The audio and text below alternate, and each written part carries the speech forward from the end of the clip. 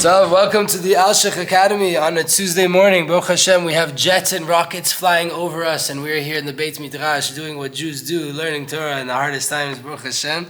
We have a few sponsors. First things first, our pillar sponsors, which is Boaz Barag and Ruz Devora. Thank you for sponsoring the B'yam Darkecha classes consistently and showing your support for the Torah. Baruch Hashem. And also for Refuah Shlema, Keren Or Batzara, our dear friend here in Tzfat Israel, as well as Leilui Nishmat Avram Ben Rachel, and Refuah Shlema as well as Yaakov Ben Dina, and Reuven Sissel Ben Malka, and Ruti Badalia. And Kol Shar Cholei Israel, B'ezrat Hashem, Atzlacha for the Chayalim, and for our pilots up above right now. I saw a picture a few weeks ago of a pilot with Tikkun HaKlali inside his jet. Nothing stronger than that. By the way, Tikkun HaKlali is Gematria Kipat Barzel. The prakim that we read, if you take the Tetzayin, Lamed Bet, Mem Aleph, you take all the letters of the numbers of the prakim that we read in Tikkun HaKlali, the 10 ones, you get Gematria Kipat Barzel. Baruch Hashem. So may there be a Tikkun HaKlali for all of Am Yisrael. And guys, big announcement. We have coming up a Suda fundraising meal and evening and a rally to get started to raise some funds for this beautiful project. We've been doing it for nearly a year now without any support besides the dear friends here that are part of the Alshech.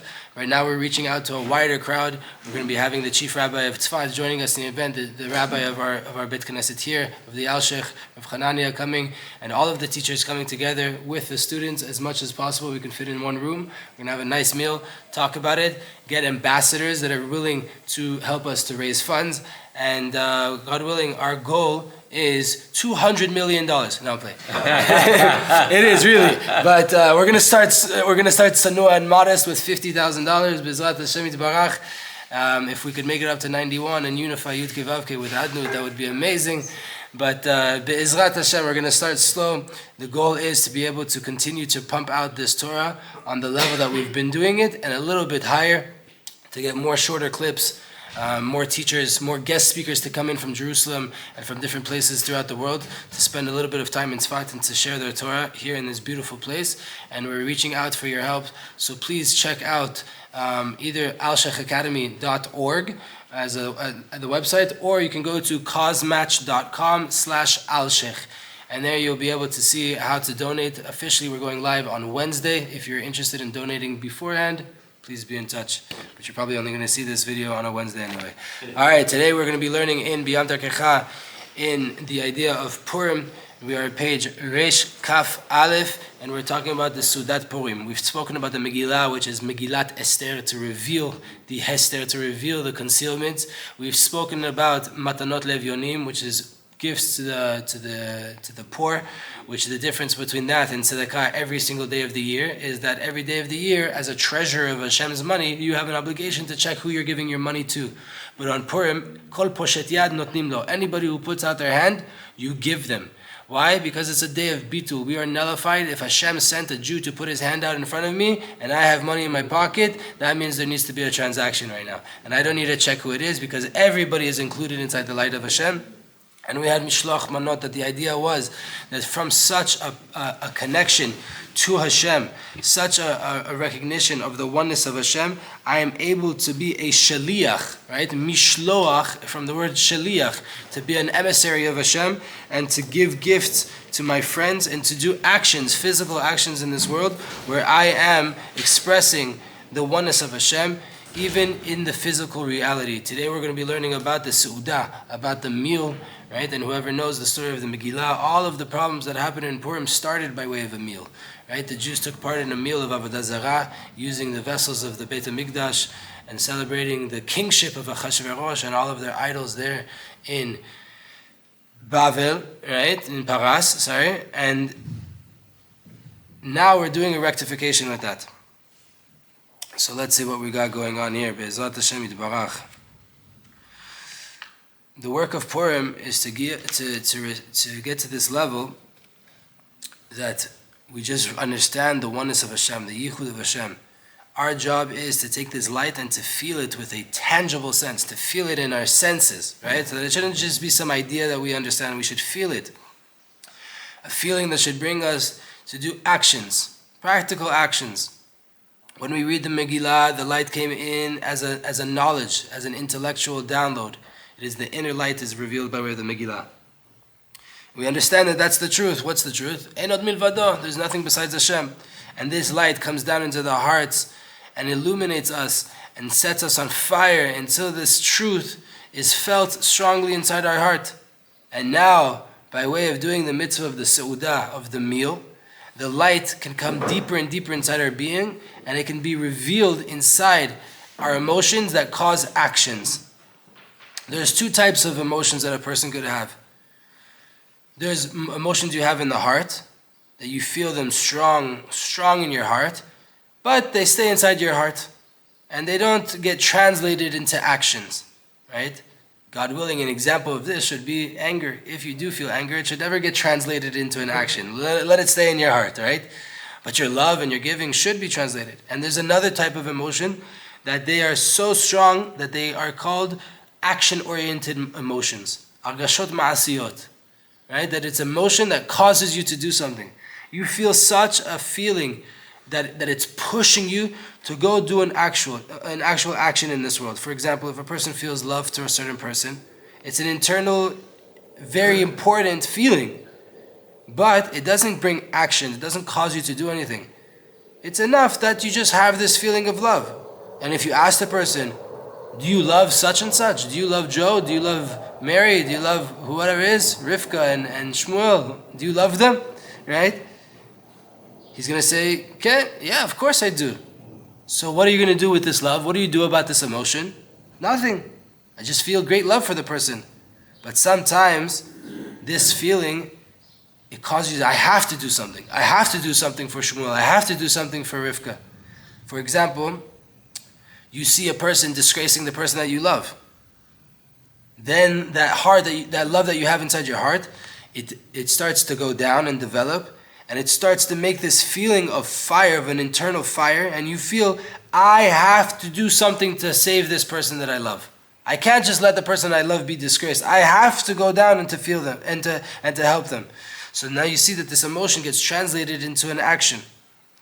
But these kinds of emotions, they could be only when a person has a clear recognition. B'ofen muchlat, it's a decision inside his head that I know the truth. Only then is a person able to go out and to act according to that emotion that you have, right? To do some kind of physical thing in this world based on that emotion. When you feel strength and you feel sure and certain, then your emotions are able to cause you to do actions. For example, if you say to a person that one of the Gedolei Ador, one of the giants of our generation, one of the holiest people in the world, is about to come inside a room. Even if he doesn't see him, what's he going to know?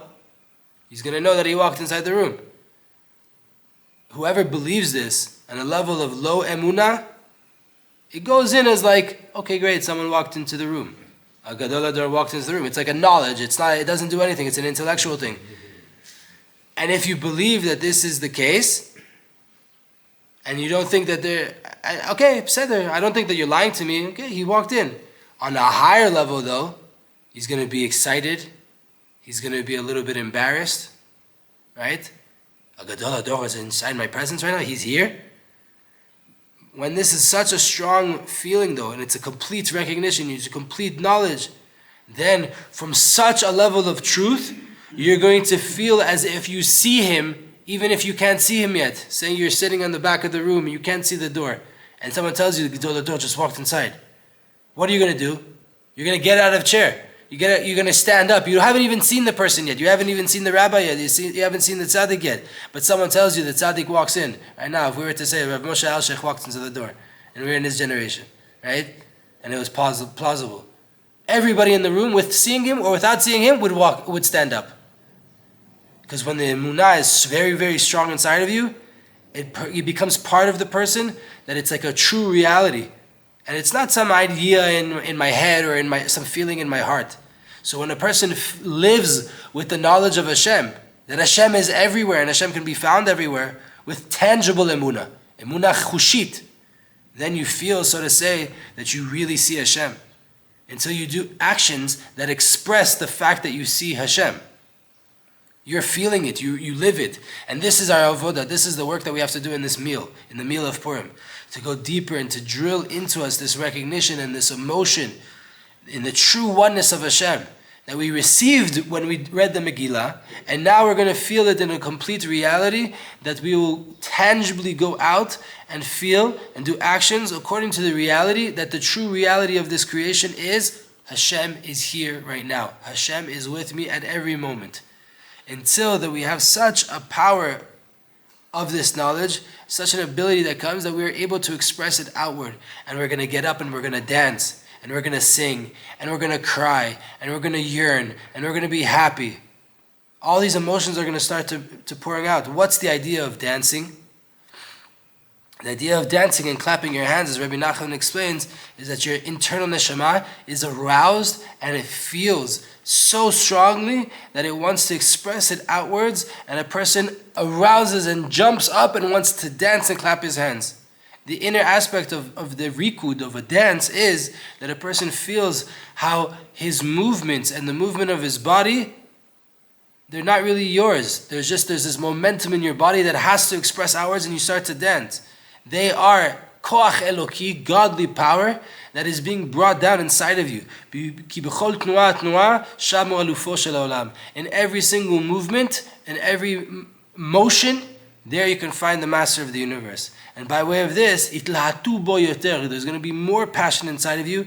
This simcha in Hashem, this joy that you have, HaKadosh Baruch Hu, inside of you, and complete nullification to Him.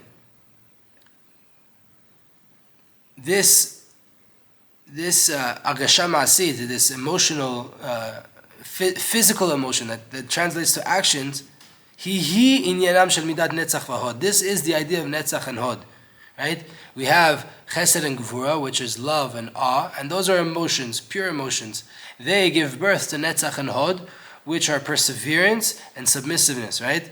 And we have to ask the question, all of Purim is netzach, so why only after the Megillah are we dealing with actions, right? Why do we need the Megillah to get into actions if the whole entire idea of Purim is an action-oriented feeling of Netzach? The answer is that b'klaliyut, in general, Purim, Hashem itbarach, Hashem is illuminating the world with a complete revelation. And this causes us so much clarity and so much emunah that we comprehend godliness. And this clarity causes us that the emunah itself, and this becomes a natural reality inside of us. It's the simple reality. Hashem exists. And everything in this world, we look at it only with an inner look, an inner perception of emunah. And we look only at the internal aspect. On Purim, we look at the internal aspect of everything, which is the light of Hashem. And by way of this clarity, we can rectify Netzach, and then we're able to be perseverant, to be dominant and to persevere and to be tenacious, to only do the will of Hashem with strength, without being embarrassed, without being scared, since it's so clear to us this truth. In this world, the people of this world, they're blind, but the Jews on Purim, they have the ultimate sight.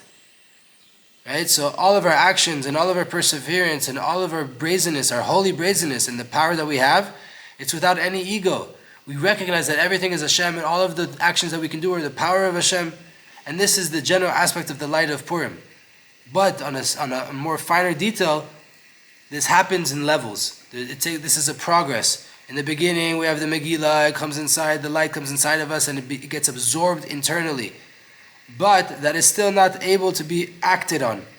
This is what's called the light of Netzach, because it is a very, very strong light, and it has a lot of clarity. And when it comes inside these ideas of this world, it's going to become developed and developed and developed until this causes me to do an action. Afterwards, the rest of the mitzvot of the day, mishloach manot, matanot levyonim, and mishteh, they are when the light comes down to the external reality, right? That it's not just some internal light that I've downloaded, it starts to be expressed outwards with emotions that causes me to do actions. So when we have eating, why do we eat? Why do we have to do this by way of eating?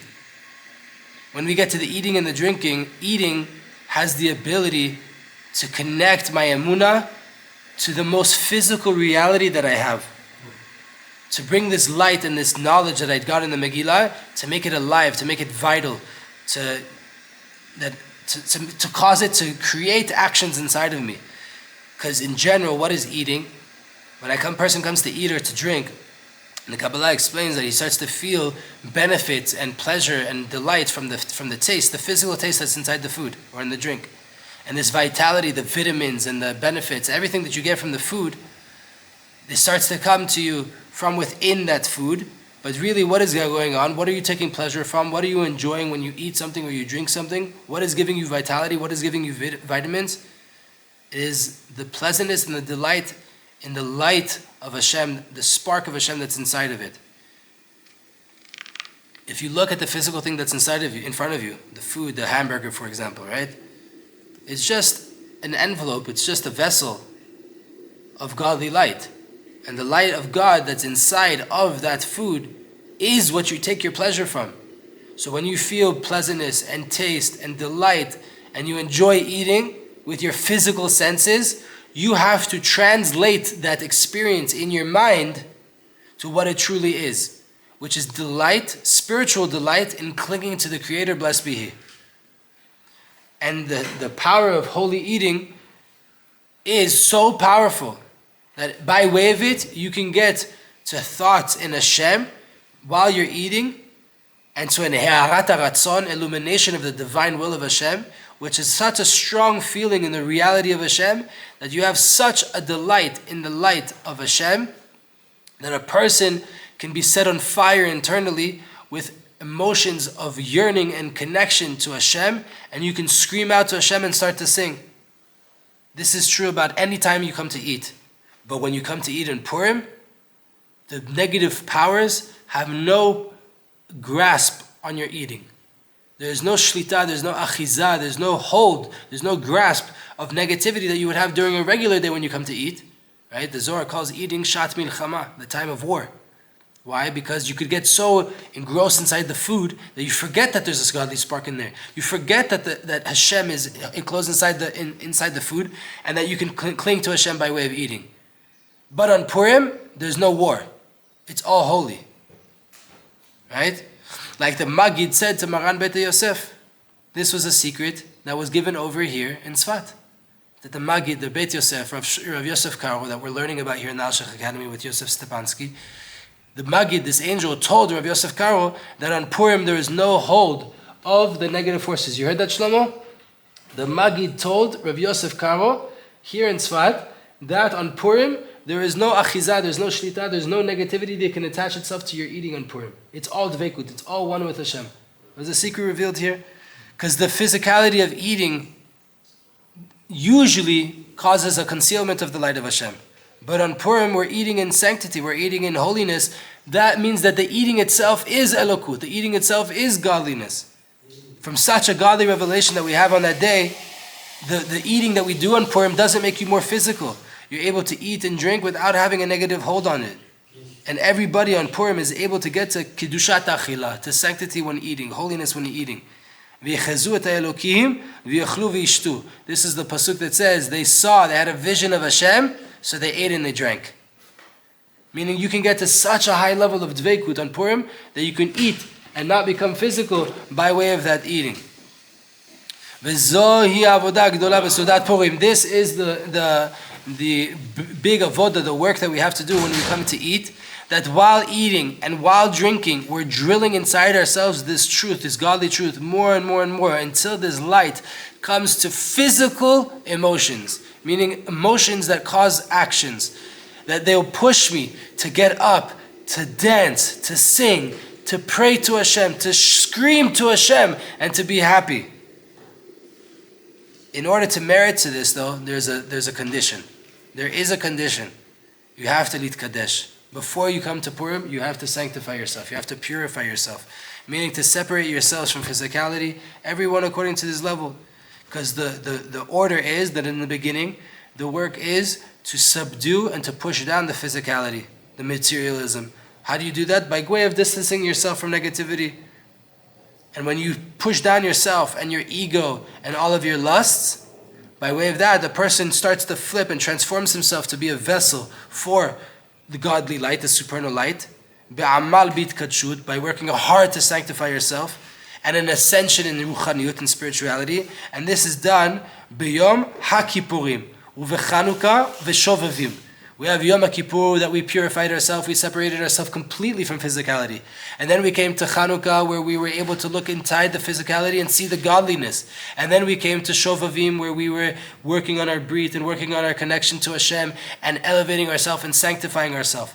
Now, only after all that, we can come to Yom HaPurim, the day of Purim, which is a complete, sweet revelation of the light of Hashem, until the physicality mamash, to see ech malchuto bechol mashallah, how Hashem's kingship is in every domain, every aspect of a life. Hashem reigns supreme there. And whoever doesn't sanctify themselves properly, whoever doesn't lower his lusts, and he wants to go inside godly revelations, you're endangering yourself that, God forbid, you could fall inside physicality, because you're not going to be able to go into physicality in the proper way. In a way that you can only look at the spirituality of your drunkenness on Purim, on your intoxication. The way that you can only look at the spirituality of your eating on Purim. God forbid, you can go into Prikat Ol, where you can, right? Why are we not allowed to get drunk the whole entire year? Because a person that gets drunk, he removes from himself the commandments of the mitzvot. A drunk person and a retarded person are considered the same thing halachically, right? A kid with Down syndrome, he's not chayav in mitzvot. He's not commanded to keep the mitzvot.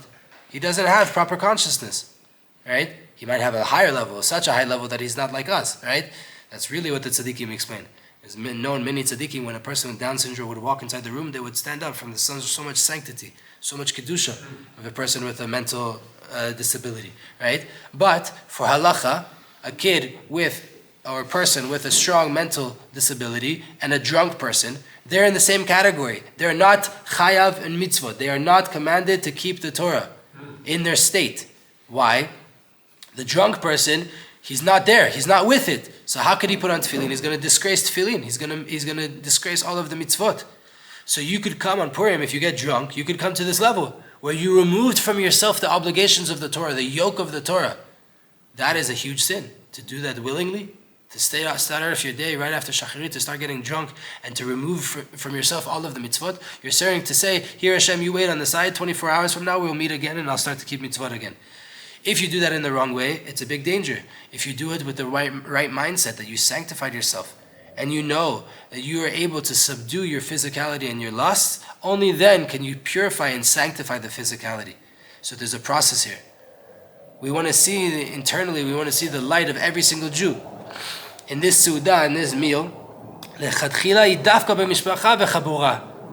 this meal is specifically with mishpacha, with your family, and with a chabura, and with your tight group of friends.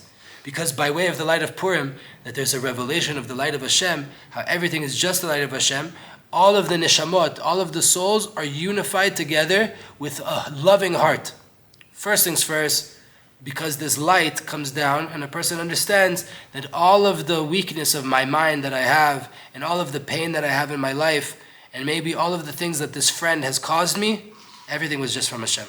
And you understand that there's no reason at all to have this weak mind or to have the pain that I'm experiencing. Everything is from Hashem and everything's for the good. So I remove all of the ogmat nefesh, b'anglit, the awkwardness and the pain that I felt from my friend, from things that he might have done for me. I remove it. Our relationship is okay. The grudges, right? All the grudges that I have against another person, I will be able to remove from myself and know Hashem did it and Hashem did it for the good. I'm not mad at you anymore. My brother, my sister, my friend, my father. Let's be together, right? Let's sit and let's get drunk together. Let's eat together. Everything's Hashem. It wasn't you. On a deeper sense, there's power by way of the light of eating on Purim to reveal the truth until you feel it, that it is the complete reality. This is nature. My nature is that everything is godly. Everything's a miracle. And then I'll be able to merit to ascend higher and higher and to feel that my friend, he's not separate from Hashem. He is a kli kadosh la'or Hashem yitbarach. He's a holy vessel for the light of Hashem. And you're going to see inside of him the inner aspect of his reality, the soul that he has, that he's the Ben Shel HaMelech, he's the son of the king. He's the part of Hashem Yitbarach down here. The son is part of the father, right? The daughter is part of the father. HaKadosh Baruch Hu is our father in heaven. The Jews are his children. They're one. On Purim, all of the external cover-ups and the garments, they lose their importance. Maybe this is a hint to why we wear costumes, right?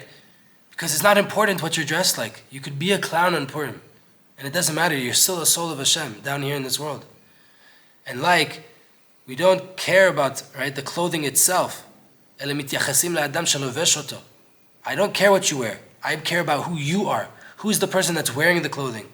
So too in physicality, it's not important to me on this day. And then you merit to live and to feel that every single Jew is a piece of Hashem from up above. I want to love you with a true heart, without looking at all about your physical, external reality. So that's the eating, that's the idea of the Seudah. Now what about the drinking? The drinking is a deep idea. B'ezrat Hashem. Hopefully we don't get stopped. Complete nullification to Hashem. That's the work here. Chazal said, Chayav inish levesume befuria ad delo yada ben arur Haman lebaruch Mordechai. Chazal taught us a person has to be fragranced on Purim, fragranced, right? Levesume, to get spicy, until he doesn't know between cursed Haman and blessed Mordechai. That's how fragrant, spiced you have to get, right? Levesume is translated always and understood in simplest idea as getting drunk, right? V'hine be'emet, the truth is, the state of being drunk is a thing that's very, very, very far from the ways of the Torah. Getting drunk, right? Very far from what the Torah really, really wants us to do. Not only is this not the way of the Torah to do shtut, to do foolishness and to do nonsense, there's also a blemish when you get drunk. Because when you do that, you take yourself off of the obligation of doing mitzvot, like we said. You lose your consciousness and the recognition of Hashem, God forbid. But on Purim, there's a mitzvah and a chiyuv, an obligation to get drunk. And we have to explain this. The idea is that on Purim, the godly light is so strong. It's such an illumination and there's such a revelation that a Jew feels tangibly that the whole entire land is filled with the honor of Hashem and there's no true reality besides Hashem. Then you're able to letzet ma'akelim, to leave the box. Right? Then you're able to think outside of the box. Then you're able to leave your normal reality of the vessels, so to say, and to ascend by way of drinking to a higher place and a higher time that is outside of the boundaries and the borders of this world and the rules, the general principles that we follow in this world. Because from such a clear recognition on the true internal reality of Hashem, then there's no importance to this world. The true reality is Hashem, and that is, it's shuv. This world doesn't have any importance. This world is not real. This world is just the matrix, and we're able to break out of it, right? And this is the inner aspect of Kam Rabbe v'shachte la Rabbi Zera, right? In the Gemara, there's a story of Rabba and Rabbi Zera that they were sitting together on Purim, and at a certain moment, Rabba got up and he shechted Rabbi Zera. Simple understanding of this was that he killed Rabbi Zera. He got up and he killed his friend. Right? Crazy story. Simply, this is a wonder. One rabbi gets up and slaughters the other rabbi in his house while they're having a meal together. We just explained that everything's holy, we're all friends, we all love each other. During Purim, you get up and you kill your friend? Doesn't make sense. A holy Amora in his sanctity, in his holiness, in his drunkenness, he's going to get up and kill his friend? According to what we said before, we have to explain that since there was such a revelation of Purim, and such a level of bitul, of nullification to Hashem, and being included inside the light of Hashem, Rabbi Zera revealed such lights there. Rabbi Zera was talking about how much he wants to leave this world and include himself inside the light of the Creator. היה פשוט לו לרבא שצריך לעזור לו ושחט אותו. It was simple to his friend Rabbah that my friend wants to leave this world and include himself back in the Creator so badly, I have to help him, let's kill him. I have to help him, let's help him get there. כדי לבטלו מהמציאות הגשמית לגמרי, in order to remove him completely from this physical reality that there was. The story goes on, it's not written here, the story goes on that next year he invited him again, come over, let's go. This is not every year we get such miracles that because he brought him back to life afterwards, right? Every Tana and every Amora that's mentioned in the Gemara had the ability to revive the dead, right? To resurrect the dead. So he killed him, but he also did him a favor and he brought him back to life, right? And this is the same Rabbi Zera, Baruch Hashem, that Rabbi Zera, when he made Aliyah from Bavel, from Iraq, from Bavel, and he wanted to come to Eretz Israel, he fasted for 40 days just to forget the way of learning Torah that you learn in Chutz La'aretz. He wanted to forget, how do I learn Torah as a Jew that lives outside of Israel? And I want to now learn Torah in the proper way in the land of Israel. And this is the difference between the Talmud Bavli and the Talmud Yerushalmi, that Bavel comes from the word of confusion, that they're always focused on the fine details of how things develop and what is the finer detail here. And in Talmud Yerushalmi that was written here in Tveria in the Galil, they looked at an expanded vision, a more holistic vision of how do we approach Halacha and how do we approach the Torah. Both are needed, and Halacha L'Maaseh is going according to the Bavli because we're in a world of confusion, so we need that level of finer details. But B'ezrat Hashem, we're going to ascend to have a holistic view of the Talmud Yerushalmi, B'ezrat Hashem.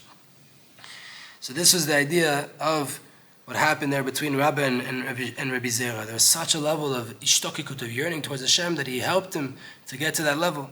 The whole entire year, though, when it's not Purim, the other 354 days of the year, right, when it's not Purim, then Hashem put us in a world, in a reality, where we have to live according to the creation that Hashem created.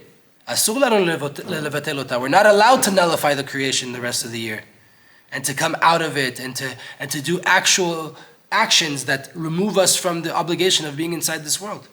We have to live out the truth in thoughts and in emotions. Meaning someone comes to annoy me during the rest of the year, I don't offend him, I don't hurt him, I don't respond to him. In my heart I know, and in my head I know, it's all Hashem. Hashem sent this person to me right now. But physically, I'm not going to answer. People say, oh, why do we have to get a gun? Why do we have to fight Hezbollah? Why do we have to fight Hamas? In this world, you have to act according to the emotions and according to the limitations of this world. Right? I have to defend myself. I can't say, oh, Hashem, if Hashem wants to send someone to kill me, I'm going to let myself die. No. The Torah tells you, defend yourself. Someone comes to kill you, get up first and you kill them. Because that's what this world's reality is. But Hashem sent him. Okay, and Hashem also told me to defend myself. I have to know Hashem sent this terrorist to me, and Hashem commanded me to kill him as well. Right? You can't nullify this world. You can't get out of this world. Meaning, an internal recognition, everything is from Hashem. I know this, right? But we are commanded to follow the way of the world, which is called Derech Eretz, and we have to follow Halacha, right? And we're not allowed to go past them because of an understanding that really everything is just Hashem. We are obligated to guard all of the actions in a way that there is a little bit of a reality to this creation. And I have to keep the mitzvot and the responsibility that I have, and I'm responsible for my actions. But inside my heart, I have to know completely with a recognition that everything is done by way of Hashem. Everything is Hashem.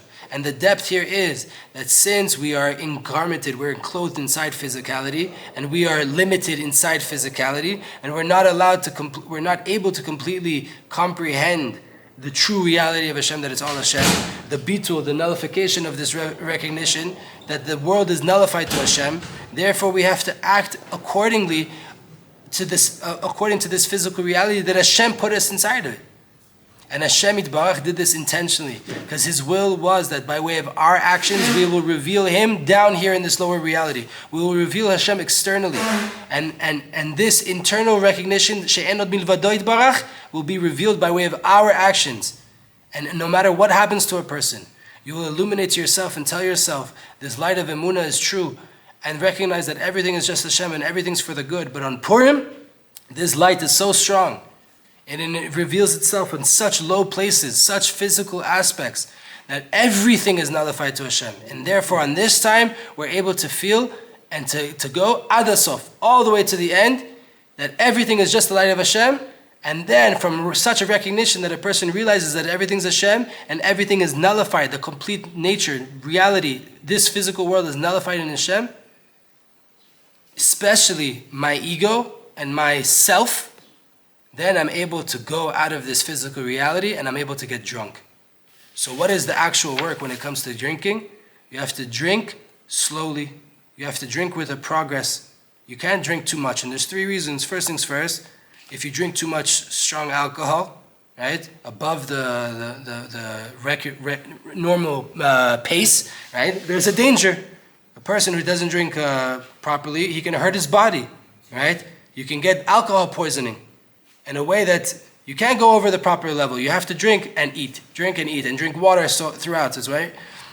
Also, a person who drinks too fast, he doesn't feel that he's getting drunk, right? You down 2 bottles in the beginning of the meal, it hasn't even hit you yet, and you've already ingested more than you need. The mitzvah is to get drunk, not to have alcohol poisoning, right? So you have to drink slowly and let it feel you and ascend in the levels of bitul, right? So the first reason is drink slowly so that you're able to follow the influence and the effect of the alcohol that is having on your body. And you only drink enough to get drunk. The second reason is, by way of strong drinking, of strong alcohol, a person gets drunk very fast, and now he can go into such a drunkenness that he's not able to really feel the work that needs to be done, right? You're not able to really do the internal work that needs to be done of bitul and the contemplation and the meditations that you're meant to do with the alcohol. And the third reason is, a person could pass out very fast. You can pass out in your drunkenness, and then you're not going to go give matanot levyonim. You're not going to do mishloch manot. You're not going to do the mitzvot that you're obligated to do during the day, right? And then you're not able to do the levels of the work that you're commanded to do, right? The drinking is meant to help you to go and be loving and to give tzedakah and to give gifts. It's meant to help you to get to the recognition that everything is Hashem. If you get there too fast, you're going to pass out and you're not going to do anything, right? And there is shittot, there is opinions of the Rambam that instead of getting drunk, you can go to sleep. But from here we're seeing that there's an importance to drinking mamash, to actually getting drunk by way of alcohol. So you have to go and be conscious of these 3 levels of why not to drink too fast. When you come to drink, you have to think and you have to feel, I am nullifying myself to Hashem. This is a meditative process like everything else in Judaism. Judaism is the most meditative practice in the whole entire world.